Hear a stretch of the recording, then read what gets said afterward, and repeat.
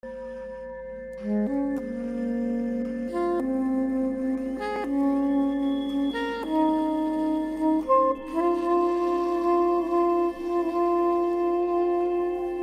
Weinstein, bonsoir. Du jour au lendemain, avec Jean-Jacques Bonvin, qui publie Ballast aux éditions Alia.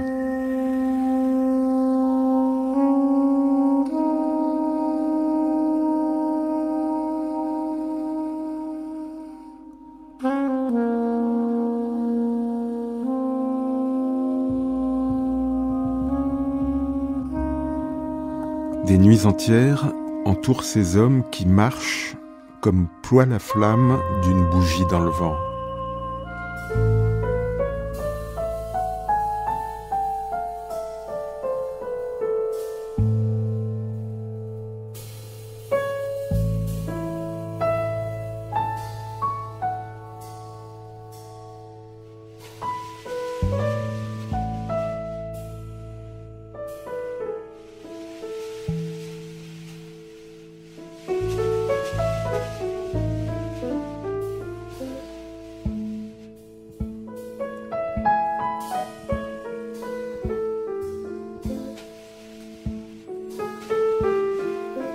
Vous êtes né dans les montagnes, Jean-Jacques Bonvin, en Suisse? En Suisse, mais pas dans les montagnes, dans la plaine, entre Alpes et Jura, Fribourg. C'est pour ça que vous êtes parti? Parce qu'il n'y avait pas de montagne? Non, parce que j'ai vécu que 2 ans dans les montagnes. C'était pas une très belle expérience, mais c'est mon pays d'origine. Et ensuite, j'ai regagné la plaine. Je ne suis jamais retourné dans les montagnes. On vous repère en Bretagne? Oui. Pendant la guerre d'Algérie. Mes parents étant l'un mort, l'autre interné, il a fallu me placer quelque part et on m'a placé à Belle-Île, dans une famille qui possédait un manoir là-bas. Je suis resté à Belle-Île, puis j'ai passé quelque temps à Saint-Cloud et je suis allé à Genève quand ma mère s'est rétablie. Ensuite, New York? Oui, ça c'est plus tardif.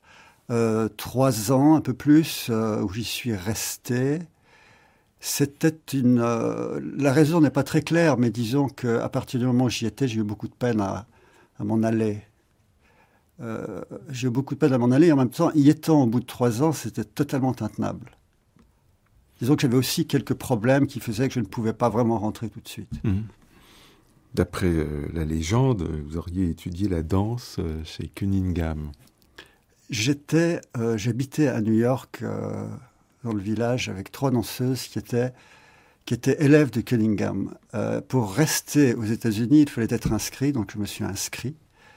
Mais la danse elle-même, je l'ai étudiée avec les élèves de Cunningham, qui étaient mes amis. Et aujourd'hui, vous l'avez abandonné, la danse? Non, j'aime beaucoup danser, mais j'aime danser de manière... comment dirais-je? C'est vrai plutôt de la trance. C'est une danse qui est une danse égoïste. C'est une danse qui n'a que très peu d'intérêt pour ceux qui... Je veux dire, c'est pas une danse spectacle pour les autres, c'est une danse pour moi, c'est une forme de délire essentiellement physique. Je peux danser où je pouvais, parce que depuis quelques années, c'est plus difficile.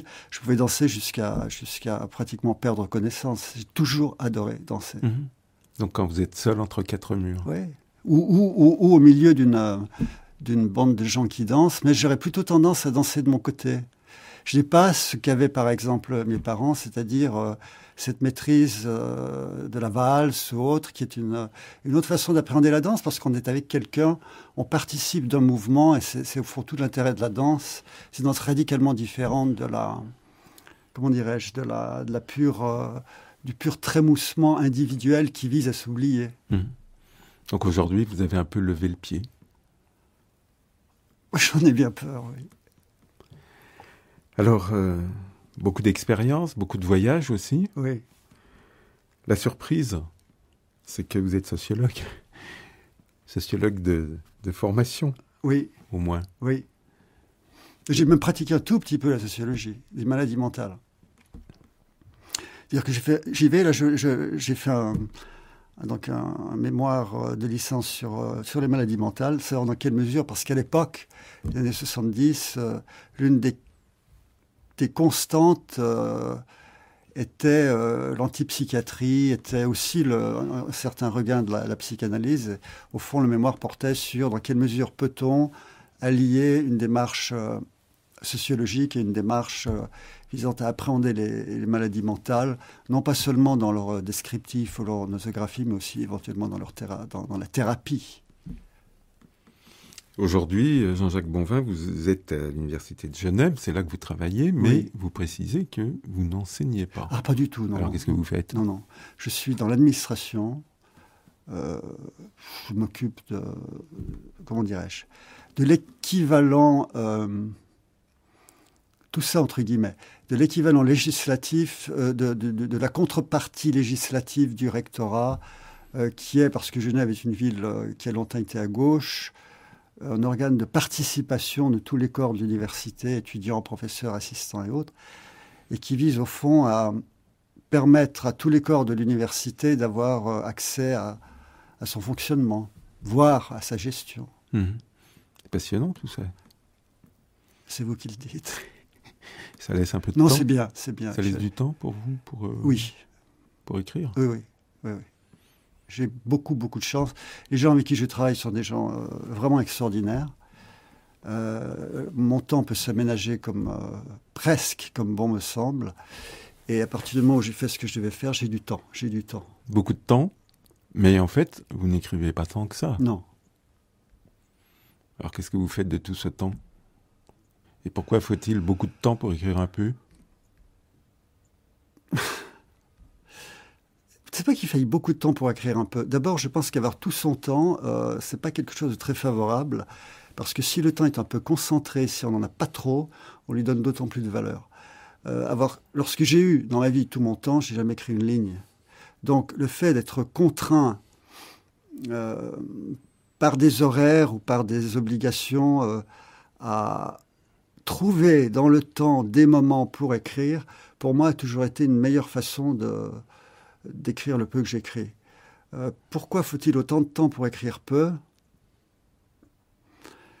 Je me suis posé la question, mais sous une autre forme, donc il m'est difficile d'y répondre. Là. Je dirais que il faut du temps pour que ça vienne, et quand ça vient, ensuite les corrections sont relativement mineures, ou il n'y en a pas beaucoup, parce que c'est un truisme, on n'écrit pas seulement quand on a un clavier sous les doigts, on écrit aussi par ses observations, parce qu'il reste de mémoire de tel ou tel fait. Et ça se retrouve, même si on ne le sait pas, ça se retrouve dans l'écriture assez vite. Donc, il m'est arrivé d'avoir des séances relativement longues d'écriture marathon. Ce sont plutôt maintenant des séances de quelques heures, mais au bout desquelles, au fond, je n'ai pas tellement à modifier. Aujourd'hui, vous avez décidé de prendre l'écriture à bras-le-corps, comme disent les danseurs, de véritablement écrire ces livres qui ont mûri sans naître pendant des années. C'est un peu tard, hein. Je veux dire que le temps je ne sais pas du tout quel est le temps qui me reste, mais disons, je ne vois pas des dizaines d'années devant moi. Ce qui m'intéresse maintenant, c'est au moins une fois, j'aimerais avoir le temps au moins une fois, de poursuivre un peu ce qui s'est fait dans Ballast comme expérience d'écriture, c'est-à-dire en finir avec des circonvolutions, quelque chose que j'adore, qui est le style, pour arriver à une écriture qui n'est pas une écriture télégraphique, mais qui soit surtout une écriture détachée de moi-même. Arrêtée même par héros interposés ou par situation interposée, de parler de moi. Je pense que le but visé, c'est d'arrêter de parler de moi.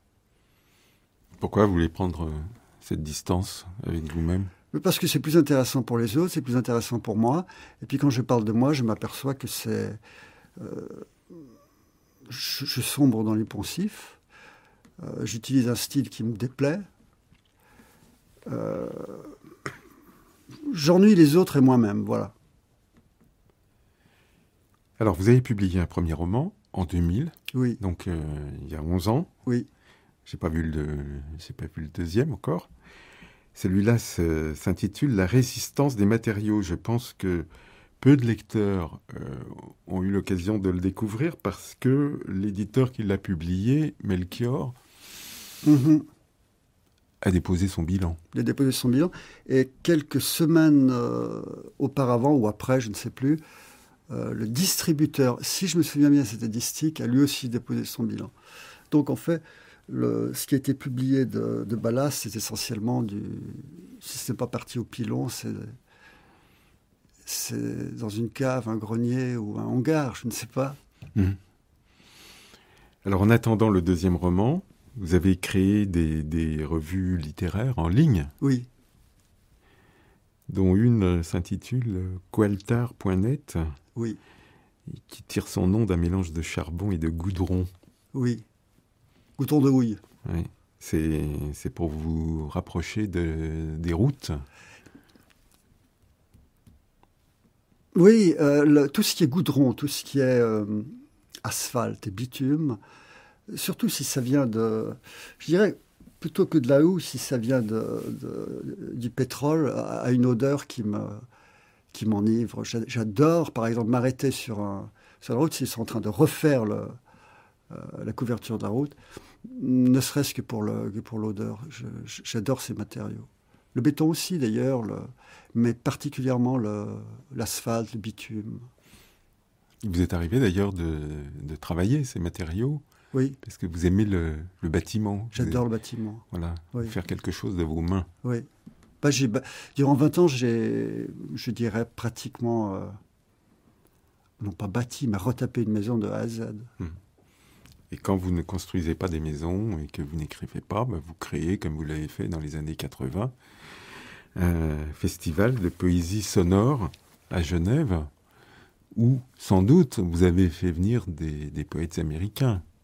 J'ai essayé, notamment Grover Lewis, parce qu'à l'époque, c'est une drôle d'histoire. Bon, d'autres sont venus, oui.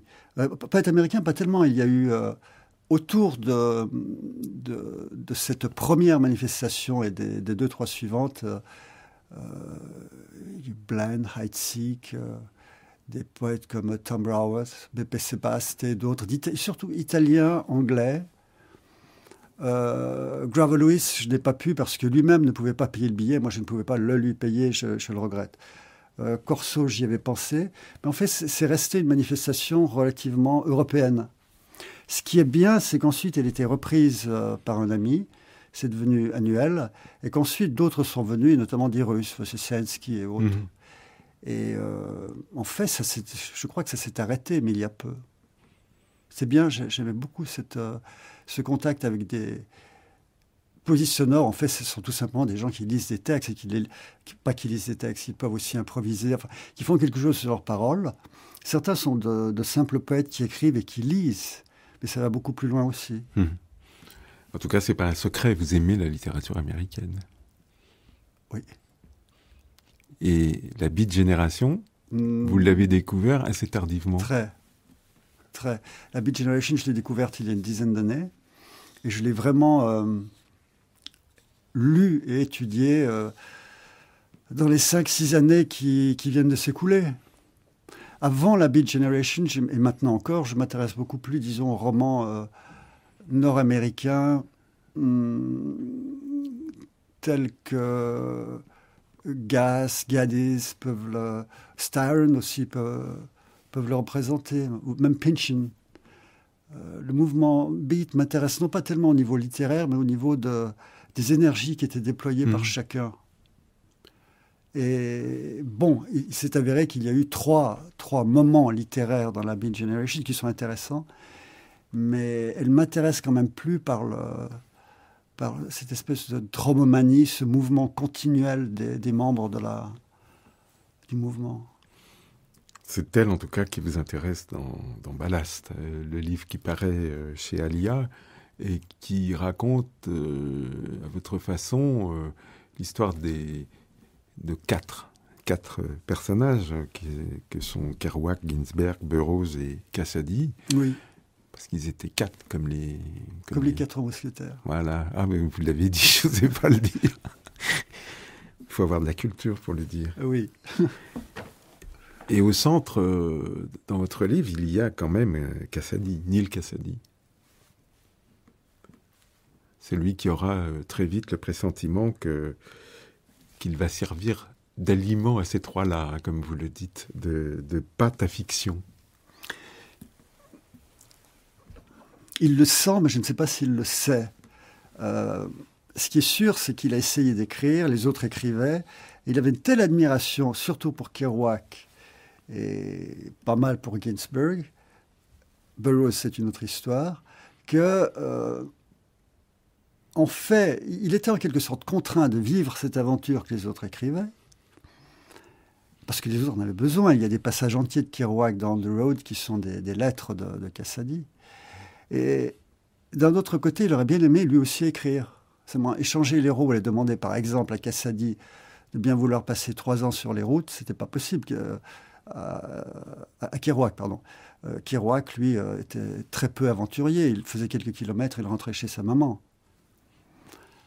Donc le rapport de Cassady et l'écriture, il est difficile jusqu'à la fin parce qu'il n'arrivera pas à la fin. Il a écrit à peu près 150 pages d'une autobiographie qui est laborieuse, qui est intéressante, mais qui est laborieuse.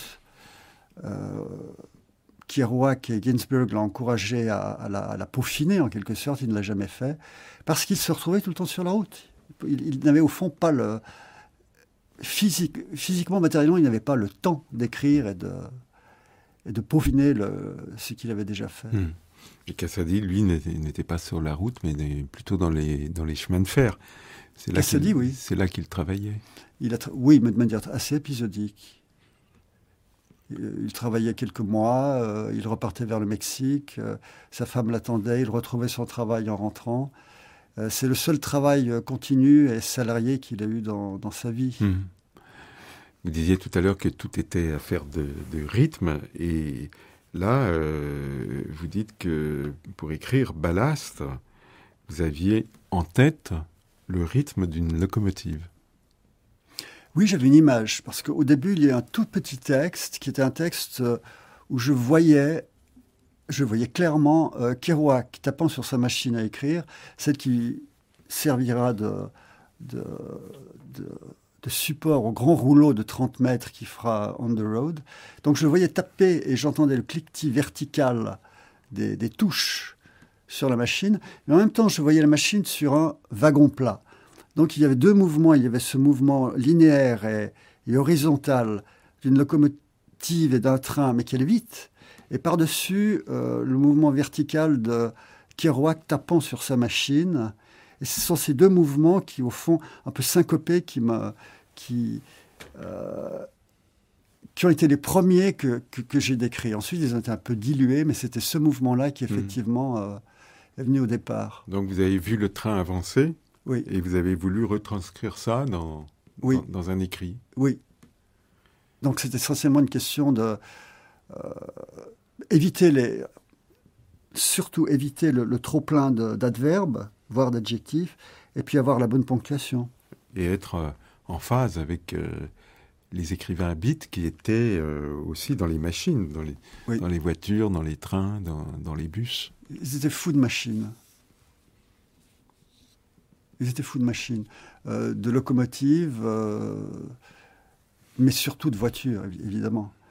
Cassady était non seulement un fou de voitures, mais il les connaissait parfaitement.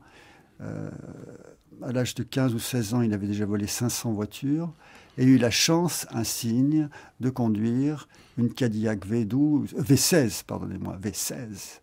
Ce qui, même aujourd'hui, est encore rare. Je pense que les gens qui ont conduit une Cadillac V16, on les compte sur le doigt d'une main. Jack dit tout le temps à Neal d'écrire. Écrit. Oui. Et il lui explique que c'est aussi bon que le pied au plancher d'une voiture, quand on est en ligne droite. Sa femme, Caroline, écrira un peu la même chose. Elle a fait une sorte de préface à cette petite autobiographie de Cassady. Et elle dit que Cassady, lorsqu'il a écrit ce texte, c'était assez tôt, vers les années 52-53, était obnubilé par Proust, parce que Cassady lisait Proust, mais dans la traduction américaine, et qu'il lui était aussi difficile à Cassady de mettre un point au bout d'une ligne que de freiner quand il conduisait. Et j'aime bien cette comparaison. Il y a un peu ça. Il y a à la fin de son autobiographie des phrases qui font une page, qui sont d'une complexité très difficilement traductible d'ailleurs. C'est très étonnant. Au bout de la ligne droite, il y a un mur. Ou un train qui vient en face. Oui, bien sûr. Mais lui, au moins, le mur, disons qu'il l'a cherché, il le connaissait. Je dirais que le mur, il faisait partie... c'est un grand terme. Mais ontologiquement, je pense que pour lui, le mur, c'était le terme. Pour Kerouac, pas du tout. Il parlait du mur, il écrivait sur le mur. Dès qu'il pouvait éviter le mur, il l'évitait. Ginsberg, lui, l'a évité tout simplement par une forme de spiritualité qui est allée s'épaississant et qui n'est pas des plus intéressantes. Burroughs, c'est autre chose. Pour moi, ça reste un mystère. Plus je le vois, plus je le lis, plus je l'écoute, plus c'est un homme mystérieux. Cassady, lui, oui, je crois qu'il avait le mur en lui, en fait, et qu'il savait qu'il finirait dans un mur. Il le dit souvent, d'ailleurs. C'est une espèce de leitmotiv. Nous mourrons jeunes. Il n'a jamais rien fait pour éviter le mur. Ouais. C'est ce en quoi il est passionnant. C'est par la mort, d'ailleurs, que vous ouvrez le récit. Oui, des morts, celle de Kerouac, mais qui est une mort assez... En fait, c'est le terme de la mort pour Kerouac, le début du récit, dans la mesure où c'est la conséquence d'une absorption de plusieurs années de sucre, d'alcool, de bazédrine aussi, je pense qu'il continuait, qui a fini par lui perforer l'estomac. Mais disons que son agonie était très lente à Kerouac. Et il a fini chez sa mère devant un poste de télévision. Cassady, bon, je sais que les auteurs, on rejoint un peu Sainte-Beuve, là, si vous voulez. On ne peut pas séparer la vie de Cassady du peu qu'il a écrit. Cassady est mort sur un ballast à 3 heures du matin, sous une pluie glaciale. En 68. En 68. En voulant compter les traverses qu'il y avait entre les deux villes qu'il entendait rejoindre à pied. C'est pour ça que vous avez intitulé votre livre « Ballast ». Oui. Ginsberg, lui, va vivre plus longtemps. Oui, jusqu'à 80 ans. Il se ménagera, Ginsberg.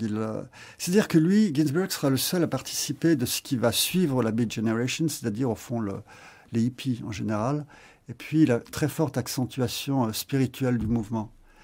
Et il participera jusqu'à la fin de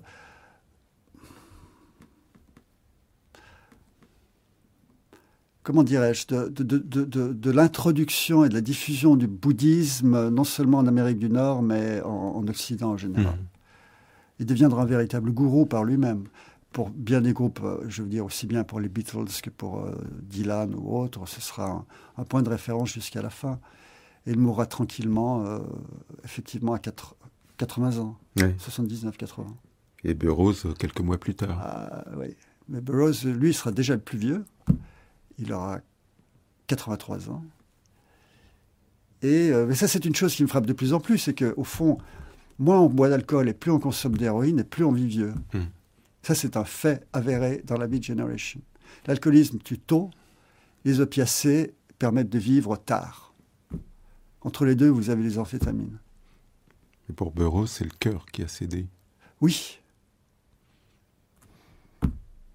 À cet âge, je ne sais pas ce qui était terminal chez lui. Mais le foie, important. Vous les avez rencontrés, ces 4-là? Non. Jamais? Non. Vous auriez pu? Oui.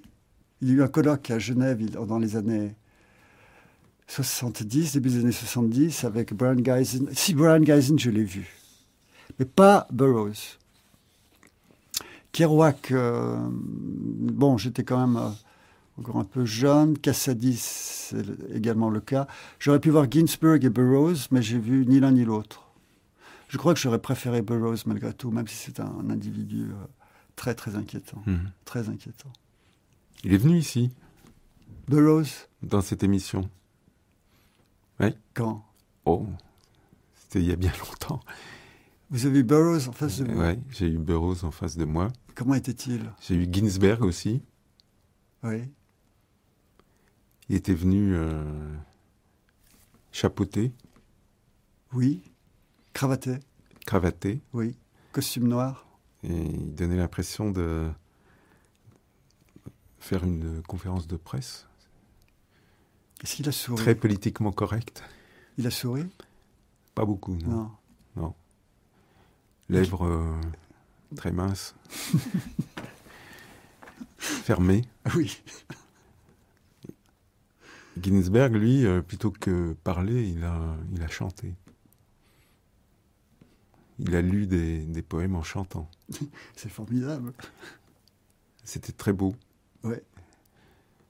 Et c'était à la radio. Les archives sont consultables? Oh, sûrement. Moi, j'aimerais bien. J'aimerais bien. Bon, autant de chanter Ginsberg, ça me plairait, mais j'aimerais aussi entendre Burroughs, que j'ai revu dans un film de la télévision française. Ça devait être 75, où il visite avec Brian Geisen la chambre dans laquelle ils ont mis au point le cut-up. Et autant Brian Geisen est dansant de corps, autant son français aussi est dansant, autant Burroughs est tout simplement effrayant. Ouais. Et c'est quelqu'un qui ne dit rien et qui dit beaucoup en gardant le silence. C'est le souvenir que je garde de cet entretien, c'était un silencieux qui vous en mettait plein les oreilles. Oui. Il est parfois en creux comme ça. Il disait à propos de la Dream Machine de Geisen que c'était la première œuvre d'art que l'on devait regarder les yeux fermés. Dans ce rapport alterné. Alors que Ginsberg, lui, payait de sa personne. Oui. Il assurait. Il faisait le boulot. Mais il chantait, il répondait aux questions. Enfin, s'il y avait des questions. Il répondait en chantant. Non. Il préférait lire, si vous voulez, que parler. Et en lisant, il chantait. Mm-hmm. Et il s'accompagnait même d'un instrument de musique. J'ai oublié lequel. Une cithare? Peut-être. Ouais. C'était très beau. Vous auriez dû le rencontrer aussi. Je ne suis pas sûr d'avoir des regrets.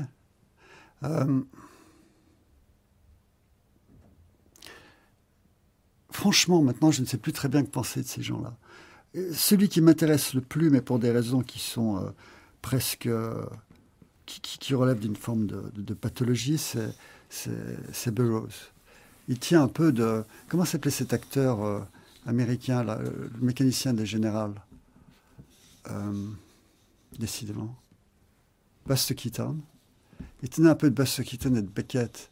D'ailleurs, Beckett et Buster Keaton ont travaillé ensemble. Mais je trouve que Burroughs s'apparentait un peu à ces deux-là, en beaucoup plus inquiétant. Et alors, c'est parce que vous ne saviez plus ce que vous pensiez d'eux que vous avez écrit ce livre? Mais je pensais peu de choses d'eux à l'époque, dans la mesure c'était... J'avais lu le Festin nu et j'avais lu Junkie. Mais par exemple, les textes de la trilogie du Cut-Up, je les ai lus après. Et étrangement, c'est après la publication du livre que j'en ai sans doute appris le plus sur la Beat Generation. Et c'est là que je me pose le plus de questions précisément par rapport aux membres de ce mouvement. Et par exemple, par rapport dans les rapports entre Kerouac et Burroughs. À la fin, Burroughs méprisait Kerouac. Et je pense qu'il avait peut-être, je ne sais pas, mais il n'avait peut-être pas tort. Voilà. Dans le livre, vous laissez une place importante à une femme, Caroline. Oui. Parce que c'est par elle que... Il y a cette image de Kerouac sur son wagon avec la machine à écrire. Et puis, il y a un texte qu'on m'a prêté de Caroline Cassady qui m'a intéressé. D'abord parce qu'elle est d'une clarté dans son écriture. Il n'y a aucune esbrouffe, il n'y a pas de style en fait. Et par rapport à Cassady, dans ses rapports, elle, à Kerouac, et parce qu'au fond, voir un mouvement totalement machiste, parce que le mouvement beat est un mouvement machiste, homosexuel et machiste, hein, de voir la façon dont elle aborde les choses, puisqu'elle était concernée directement, ça m'a permis peut-être d'appréhender ce mouvement différemment. Si on ne le prend que du côté d'hommes écrivant sur des hommes qui écrivent sur des hommes, c'est assez vite lassant parce qu'il y a une redondance dans le style, une redondance dans ce qui est mis en évidence.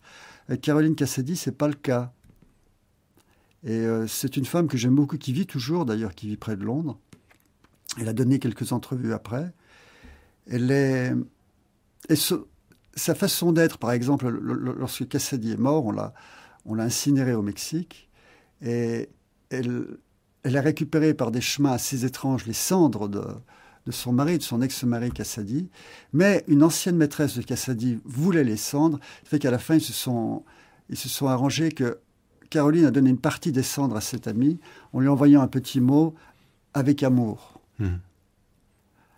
Et elle avait une compréhension de ce qu'était Cassady qui, à mon avis, était beaucoup plus enrichissante que celle que pouvait avoir Kerouac dans cette volonté d'exacerber le côté mâle de Cassady.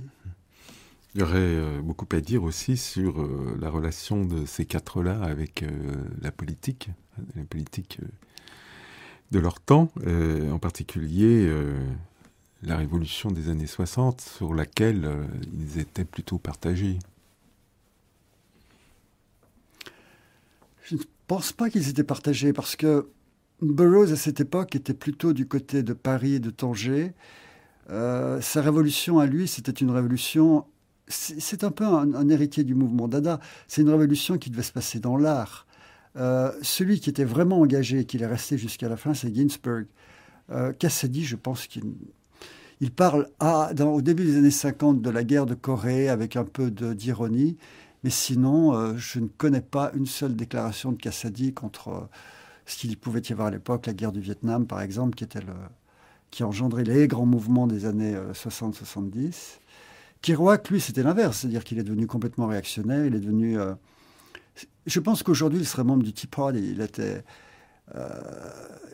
pour lui, les beatniks étaient pratiquement des suppôts de Satan, parce qu'en plus, il était redevenu catholique. Les gens qui descendaient dans la rue étaient des anti-américains, et il fallait bombarder Hanoï. Et ça, c'est dès le début des années 60. Il a fait paraître, je crois, dans le Times, une entrevue qui est totalement ultra-conservatrice. Donc le mouvement, si l'on parle du mouvement beat comme étant le fait de ces 3 ou 4 personnages, politiquement, il est pratiquement inexistant, sauf dans ce léger filigrane qui est celui de Ginsberg.